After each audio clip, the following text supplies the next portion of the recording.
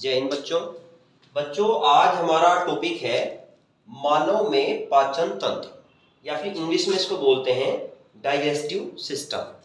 देखिए मनुष्य में जो पाचन तंत्र होता है, पाचन तंत्र का मतलब है हम जो भोजन लेते हैं, खाना खाते हैं, वो हमारे शरीर में कहाँ कहाँ पर जाता है और कैसे हमें उससे ऊर्जा प्राप्त होती है। ये जो पूरा सिस्टम होता है इसे हम डाइजेस्टिव सिस्टम या फिर पाचन तंत्र बोलते हैं। तो देखिए जो पाचन तंत्र टॉपिक है ये काफी बड़ा टॉपिक है, तो चलिए एक वीडियो में हो नहीं पाएगा। तो जो पाचन तंत्र वाला टॉपिक है ये आपका हम 2 वीडियो में बनाएंगे ताकि ये बड़े आराम से पूरा क्लियर हो सके। तो पाचन तंत्र को समझने के लिए ये आपका वीडियो का पार्ट फर्स्ट है। फिर ऐसे ही हम इसमें जो सेकंड पार्ट है वो बनाएंगे, तो आधा इसमें समझ में आ जाएगा, आधा जो है पार्ट सेकंड में समझ में आ जाएगा आपका।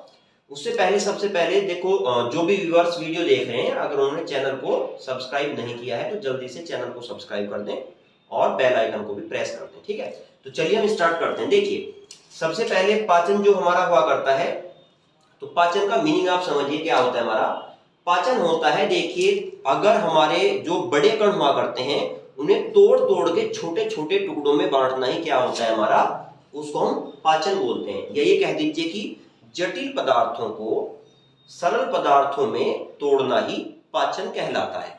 तो देखो सिंपल ही बात है, जो बड़ा कण होगा उसको ही छोटे कणों में तोड़ा जाएगा और जो छोटा कण होगा उसको डायरेक्ट ही जो है एब्जॉर्ब कर लिया जाता है। तो आप इसमें यहाँ पे देखिए हमारा पाचन जो हुआ करता है, हमारे शरीर में केवल 3 पदार्थ ऐसे हैं जिनका पाचन होता है, कार्बोहाइड्रेट, प्रोटीन और वसा।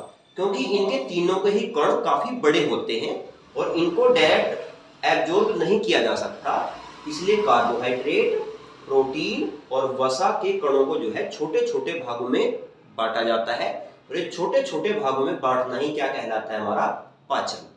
फिर 3 पदार्थ हमारे ऐसे हैं जिनके कण पहले से ही बहुत छोटे होते हैं, तो उन्हें तोड़ने की जरूरत नहीं होती, उन्हें डायरेक्ट एब्जॉर्ब कर लिया जाता है। वो कौन कौन से हैं? जल, विटामिन और खनिज।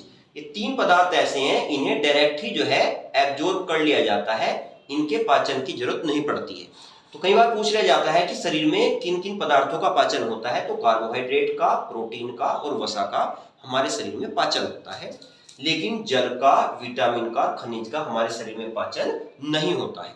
अब बात है कि पाचन करने की आवश्यकता पड़ती क्यों है। तो हमें भोजन से ऊर्जा प्राप्त करने के लिए पाचन की आवश्यकता पड़ती है। तो पाचन के द्वारा हम ऊर्जा को प्राप्त करते हैं और जब ऊर्जा हमारे शरीर में चली जाती है तो ऊर्जा लेकर जब हम कार्य करते हैं तो कार्य के माध्यम से जो ऊर्जा है वो शक्ति में परिवर्तित हो जाती है और शक्ति ही हमारे शरीर के अंगों को चलाया करती है। अब इसमें ये जो हमारा पाचन हुआ करता है, तो जिसमें पूरी प्रक्रिया चलती है इसको हम बोलते हैं पाचन तंत्र। पाचन तंत्र हमारा 2 पार्ट में डिवाइड होता है। सबसे पहला है आहार नाल और दूसरा है हमारी पाचक ग्रंथि। देखिए आहार नाल होता है हमारा वो रास्ता जहां से पूरा भोजन हमारा गुजरता है। आहार नाल हमारी 32 फीट लंबी होती है। आहार नाल यहाँ मुंह से स्टार्ट होगी, तो पहले भोजन मुख गुहा में जाएगा, उसके बाद ये हमारे जो है जो मुख गुहा के बाद ही हमारा एंट्री कर जाता है ग्रास नली में। ग्रास नली के बाद चला जाता है हमारा आमाशय में, आमाशय के बाद ही जाता है छोटी आंत में, छोटी आंत के बाद जाता है ये बड़ी आंत में और बड़ी आंत के बाद ये गूदा द्वार से बॉडी से बाहर निकल जाता है। तो ये मुख से लेकर गूदा द्वार तक ये जो पूरी हमारी एक नली हुआ करती है इसको क्या बोला जाता है? आहार नाल, और इसकी लंबाई हुआ करती है 32 फीट। उसके बाद हमारी पाचक ग्रंथि। पाचक ग्रंथि होती हैं, इस भोजन को पचाने के लिए कुछ एंजाइम निकाले जाते हैं और वो भोजन में मिला दिए जाते हैं। तो पाचक एंजाइम निकालने वाली जो हमारी ग्रंथि होती है उसको हम बोलते हैं पाचक ग्रंथि। तो जो आहार नाल हमारी होती है इसमें सबसे ऊपर आता है हमारा मुख गुहा। मुख गुहा मुख को बोलते हैं। देखिए जो मुंह हमारा होता है उसमें खाली जगह होती है, गुहा का मतलब होता है खाली स्थान और मुख का मतलब मुंह। क्योंकि मुंह में खाली स्थान हमारा होता है इसलिए से बोला जाता है मुख गुहा। तो सबसे पहले भोजन मुख में रहेगा, उसके बाद वो चला जाता है ग्रास नली में, इसे भोजन की नली बोलते हैं। भोजन की नली के बाद ही जाएगा हमारा आमाशय में, आमाशय के बाद जाएगा छोटी आंत में, उसके बाद जाएगा बड़ी आंत में, और सबसे लास्ट में गुदा या फिर एनस के द्वारा शरीर से बाहर निकल जाया करता है। फिर इनमें भोजन में मिलने वाली जो हमारी जो ग्रंथियों का यूज होता है वो है हमारी लार ग्रंथि, ये मुख में पाई जाती है। जठर ग्रंथि ये आमाशय में पाई जाती है। फिर लीवर और पित्ताशय, जो लीवर हमारा होता है तो लीवर में ही हमारा पित्ताशय हुआ करता है उसके साथ लगा हुआ, और पित्ताशय का काम होता है पित्त को इकट्ठा करना, इसे पित्त की थैली बोलते हैं पित्ताशय को। तो पित्त बनेगा लीवर में और वो इकट्ठा किया जाएगा पित्ताशय में। उसके बाद है हमारा अग्नाशय, अग्नाशय से भी पाचक एंजाइम निकलता है और उसे भोजन में मिला दिया जाता है। और लास्ट है आंत्र ग्रंथि, जो आंत्र ग्रंथि होती है ये हमारी छोटी आंत में पाई जाती है। छोटी आंत में भी हमारी ग्रंथि पाई जाती है जिससे एंजाइम निकलकर हमारे जो है भोजन में मिलाए जाया करते हैं। अब इसमें जो हमारा है तो यहाँ पे देखो डायग्राम हमने बनाया हुआ है, तो आप डायग्राम में यहाँ पे देखिए जीवा, जीवा हमारी बाहर से ही दिखाई देती है। तो जीवा भी हमारी कहाँ पे, मुख या फिर मुख गुहा में उपस्थित होती है, और मुख गुहा में हमारी होती है लार ग्रंथि। उसके बाद ये यहाँ से यहाँ तक जो हमारी होती है इसको बोलते हैं ग्रसिका या फिर ग्रास नली या फिर भोजन की नली। तो सबसे पहले पाचन मुख गुहा में ही होता है। ये जो ग्रास नली होती है इसमें कोई पाचन नहीं होता, केवल भोजन इस नली के द्वारा आमाशय तक पहुंचा दिया जाता है हमारा। फिर ये है हमारा यहाँ पे आमाशय।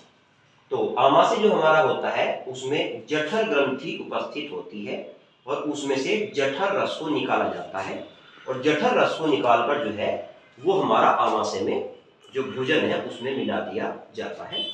उसके बाद जो भोजन है हमारा जब आगे जाता है तो जो हमारा लीवर होता है उसमें पित्त बनता है और वो पित्ताशय में स्टोर रहता है, और ये पित्ताशय से रस जो है भोजन में मिला जाता है, और इधर से रस जो है हमारा जो अग्नाशय होता है इससे भी रस भोजन में मिला दिया जाता है। जब पित्तरस और अग्नाशय से निकला हुआ रस दोनों के दोनों भोजन में मिल जाते हैं, इसके बाद भोजन हमारा एंट्री करता है छोटी आंत में। फिर छोटी आंत में हमारा भोजन का पाचन हुआ करता है। ये जो छोटी आंत हमारी हुआ करती है, छोटी आंत की जो हमारी लंबाई हुआ करती है, देखो टोटल आहार नाल 32 फीट की है। इस 32 फीट में भी जो हमारी छोटी आंत होती है केवल इसी की लंबाई जो हमारी हुआ करती है वो 24 से 25 फीट के आसपास हुआ करती है छोटी। फिर छोटी आंत के बाद हमारा पूरा भोजन का पाचन छोटी आंत तक कंप्लीट हो जाता है।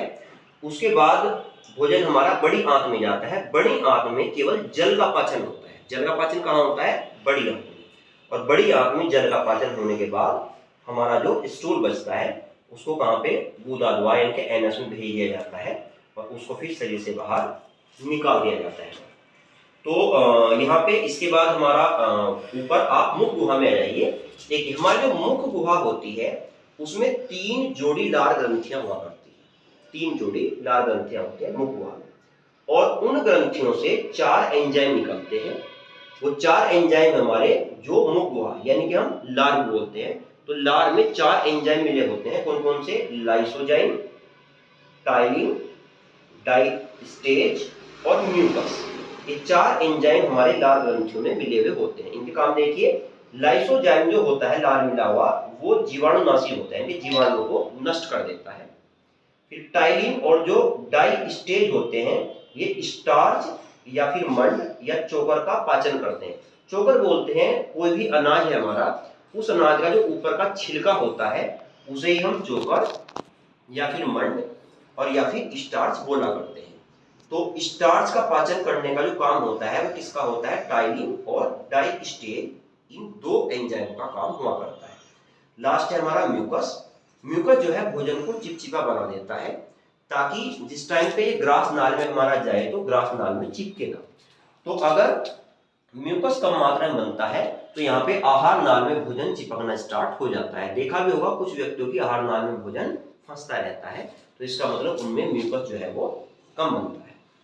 फिर ये जो ग्रास नली हमारी होती है यानी कि मुख गुहा से और आमाशय तक की जो नली हुआ करती है इसकी लंबाई होती है हमारी 25 सेंटीमीटर, और ग्रास नली में भोजन का पाचन नहीं होता है।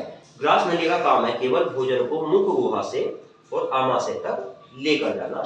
ये काम हमारा किसका हुआ करता है? जो ग्रास नली होती है ये उसका काम होता है। तो यहाँ पे देखो हमने ये जो मुख्य भाग है हमारे क्या क्या फिर से देखते हैं। स्टार्टिंग भोजन जाएगा मुख गुहा में, उसके बाद जाएगा ग्रास नली में, उसके बाद जाएगा आमाशय में, उसके बाद छोटी आंत में, उसके बाद बड़ी आंत में, और फिर लास्ट में गुदा द्वार के द्वारा वो बॉडी से बाहर निकल जाता है। इसमें भी हमने आपको बता दिया है कि सबसे पहले पाचन हमारा कहाँ पे होगा, मुख गुहा में, और उसमें हमारी लाल ग्रंथियां होती हैं, उसमें एंजाइम पाए जाते हैं जो इनका पाचन किया करते हैं। जो ग्रास नली है इसका काम है केवल भोजन को मुख गुहा से आमाशय में लेकर जाना। फिर आमाशय के बाद भोजन का पाचन आपका कैसे होता है, आमाशय में, छोटी आंत में, बड़ी आंत में, ये हम अगली वीडियो में बताएंगे, वरना ये वीडियो बहुत लंबी आपकी हो जाएगी। तो वो इससे आगे आप देखने के लिए इसका सेकंड पार्ट आप देखोगे। ठीक है।